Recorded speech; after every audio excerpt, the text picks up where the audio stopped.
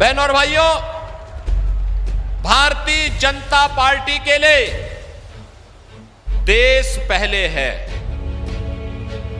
Nation first. और अगर इसका उदाहरण देखना है, ये कांग्रेस समाजवादी पार्टी के लोग कोरोना कालखंड में गायब थे, इनका कहीं पता नहीं था। ये दोनों लड़कों की जोड़ी भी पिकनिक मनाने के लिए एक इंग्लैंड चला गया था, एक इटली चला गया था,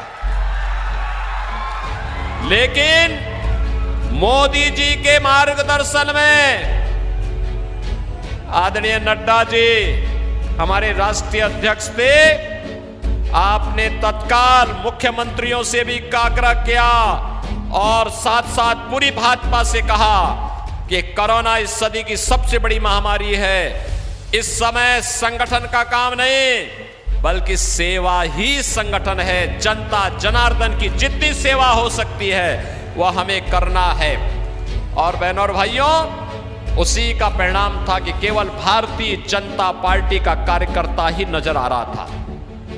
भारतीय जनता पार्टी सेवा के इस मिशन के साथ जुड़ी थी, क्योंकि हमें देश को बचाना था, 140 करोड़ जनता को बचाना था। और फिर सेवा का कार्य भी हुआ, फ्री में वैक्सीन भी मिला, फ्री में टेस्ट भी हुआ, फ्री में उपचार भी हुआ। और आज आप देख रहे होंगे मोदी जी ने उसी समय शुरू किया था, 80 करोड़ लोग फ्री में राशन की सुविधा का लाभ प्राप्त कर रहे हैं पूरे देश के अंदर।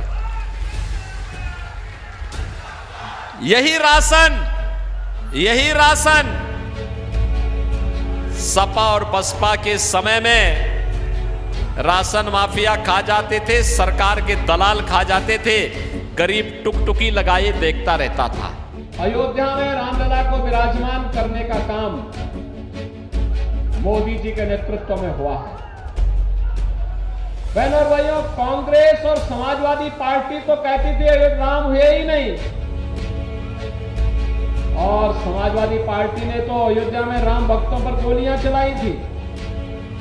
अभी कांग्रेस के एक बुद्धिदाता कहते हैं कि भारत के अंदर राम मंदिर का निर्माण नहीं होना चाहिए था, और समाजवादी पार्टी के एक नेता कहते हैं कि राम मंदिर बेकार बना है। मुझे देख के आश्चर्य होता है इनकी बुद्धि और इनके विवेक पर। अरे भारत के अंदर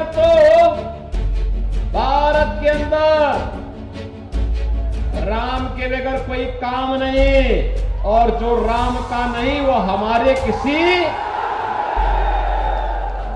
जो राम का ही नहीं वो हमारे किसी काम का होगा क्या? अरे यहां तो जन्म से लेकर के जीवन की अंतिम यात्रा तक राम ही हमारे साथ होते हैं, और फिर भी कहते हैं राम मंदिर बेकार बना है। क्या आप इसको स्वीकार करेंगे? क्या इसको स्वीकार करेंगे क्या? बहनों और भाइयों, ये जो श्रेय और जो यह पुण्य प्राप्त हुआ है, नेतृत्व मोदी जी का है, लेकिन इसके वास्तविक श्रेय के हकदार आप हैं, जिन्होंने कमल चुनाव चिन्ह पर वोट दिया है।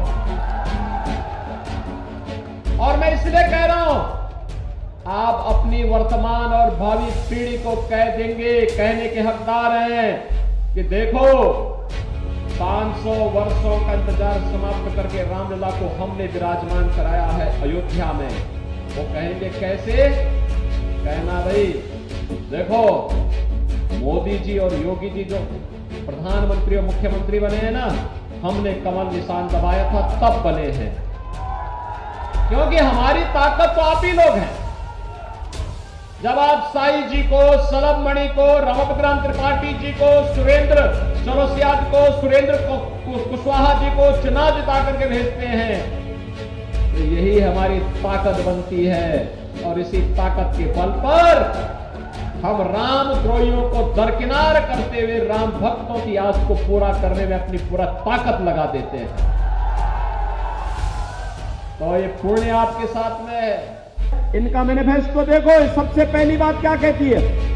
ये कहता है आएंगे SC, ST और OBC का आरक्षण मुसलमानों को बांटेंगे। क्या आप इसको स्वीकार करेंगे? क्या ये देश इसको स्वीकार करेगा? क्या इनका मैनिफेस्टो दूसरी बात क्या कहता है? आएंगे पर्सनल लॉ लागू करेंगे। पर्सनल लॉ का मतलब जानते हैं आप? पर्सनल लॉ का मतलब है तालिबानी शासन, जिसमें महिलाओं को स्कूल जाने से रोका जाता है, जिसमें महिलाएं बेटियां स्कूल नहीं जा पाएंगी, महिलाएं बाजार नहीं जा पाएंगी, उनको बुर्का पहनना पड़ेगा। अरे ये हिंदुस्तान है, ये कोई अफगानिस्तान थोड़े है, पाकिस्तान थोड़े है कि कोई बुर्का पहनेगा यहां पे। लेकिन ये कांग्रेस का मैनिफेस्टो कहता है कि हम पर्सनल कानून लागू करेंगे, और उससे भी आगे जाके खतरनाक बातें या क्या कहते हैं? कहते हैं अल्पसंख्यकों को उनकी रुचि के अनुरूप खान पान की स्वतंत्रता देंगे। बहनों और भाइयों, मैं पूछना चाहता हूं, ऐसा कौन सा खान पान है जो बहुसंख्यक खाता है और अल्पसंख्यक नहीं खाता है? या अल्पसंख्यक खाता है, बहुसंख्यक नहीं खाता है? उनकी रुचि कहां है? अरे रोटी आप खाते हैं, वो भी खाता होगा, चावल आप भी खाते हैं, वो भी खाता होगा, दाल आप भी खाते होंगे, वो भी खाता होगा, सब्जी आप भी खाते हैं, वो भी खाता है।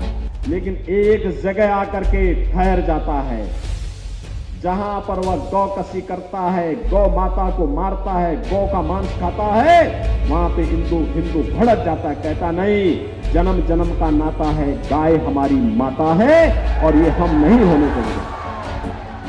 मैं पूछना चाहता हूं कांग्रेस से, क्या वह गौ कसी करने की छूट देंगे क्या? और क्या आप इसकी स्वतंत्रता, इस प्रकार की उच्छृंखलता करने की छूट देंगे? देखिए, कोलकाता हाई कोर्ट ने ओबीसी आरक्षण नहीं बल्कि मुस्लिम आरक्षण को लेकर के जो अपना फैसला दिया है वह स्वागत योग्य है। भारत का संविधान धर्म के आधार पर आरक्षण की अनुमति नहीं देता। वेस्ट बंगाल की मुख्यमंत्री टीएमसी की सरकार ने राजनीतिक तुष्टीकरण की पराकाष्ठा पर चलते हुए सन 2010 में 118 मुस्लिम जातियों को जबरन ओबीसी में घुसेड़ करके उन्हें यह आरक्षण दिया था। यानी 118 ये जातियां, इसका मतलब ओबीसी का हक जबरदस्ती हड़प रही थी। और इसी असंवैधानिक कृत्य पर माननीय उच्च न्यायालय कोलकाता ने टीएमसी गवर्नमेंट के फैसले को पलटा है और एक जोरदार तमाचा मारा है। यह कार्य असंवैधानिक था और इसको अनुमति नहीं दी जा सकती है। स्वाभाविक रूप से बाबा साहब भीमराव अंबेडकर ने भी देश के संविधान सभा में इस बात को कहा था, बार बार कहा था। आरक्षण भारत के अंदर अनुसूचित जाति जनजाति के लिए और मंडल कमीशन के बाद ओबीसी के सामाजिक और आर्थिक पिछड़ेपन को ध्यान में रखते हुए यह आरक्षण की व्यवस्था की गई। लेकिन धर्म के आधार पर आरक्षण की इजाजत भारत का संविधान कभी नहीं देता। और बाबा साहब भीमराव अंबेडकर ने इसके लिए बार बार देश को वार्न किया था कि धर्म के आधार पर भारत का विभाजन हुआ था। हमें फिर से कोई ऐसी स्थिति नहीं पैदा करनी चाहिए जो इस देश को विभाजन की ओर धकेले। और मुझे लगता है कि यह फैसला एक नजीर बनना चाहिए। यह फैसला जो कर्नाटक के अंदर कांग्रेस की सरकार ने ओबीसी के अधिकार पर इसी प्रकार की सेंधमारी करते हुए मुसलमानों को आरक्षण देने का काम किया है, और कांग्रेस की सरकार ने आंध्र प्रदेश के अंदर भी इस प्रकार की जो शरारत की थी, इसका जोरदार जवाब दिए जाने की आवश्यकता है। और मुझे लगता है कि किसी भी प्रकार के उस कार्य को जो असंवैधानिक हो, भारत के विभाजन की आधारशिला रखने वाला हो, भारत को कमजोर करने वाला हो, उसको कतई स्वीकार नहीं किया जाना चाहिए।